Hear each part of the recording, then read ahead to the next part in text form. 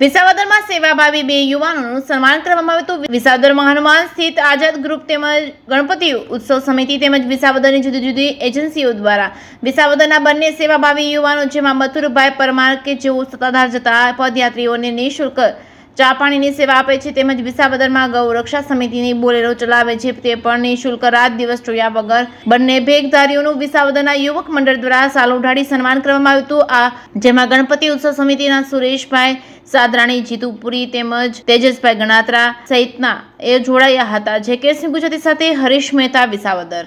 ઓમ, હું જીતુપુરી ગોસ્વામી।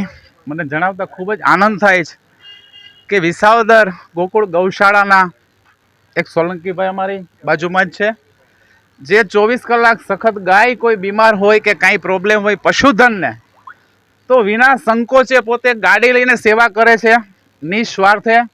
એની સેવા અને એવા જ અમારે એક હનુમાનપરામાં પૂનાભાઈના દીકરા મથુરભાઈ, આની બંનેની સેવા એક મુખ સેવક તરીકે મથુરભાઈની સેવા જો આપણે વાત કરીએ તો જે કોઈ પદયાત્રિક હોય છે, ચાલીને જતા હોય તો એને ચા પાણી આવી વ્યવસ્થા નિસ્વાર્થે બંને કરે છે। અને સરસ મજાનો જેને વિચાર આવ્યો હોય ને, નામની મનાય છે કે જેને વિચાર આવ્યો હોય ને કે આ બંનેને પુષ્પગુચ્છ, હાર અને શાલ આપી સન્માનિત કરવા છે ને, ગિફ્ટ મોમેન્ટ આપીને સન્માનિત કર્યા છે।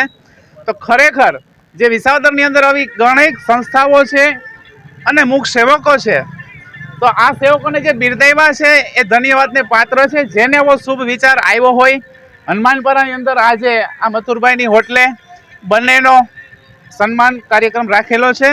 વિશેષ તો કંઈ ન કહેતા, પણ આના પછીના પણ જે કોઈ સેવાકીય સંકળાયેલા હશે નિસ્વાર્થ, એને પણ સન્માન કરવામાં આવશે એવો કપિલ બાપુ, હરેશભાઈ, સુરેશભાઈ આ બધાનો સંકલ્પ છે, અમારા અભિભાઈ, તેજસભાઈ બધા।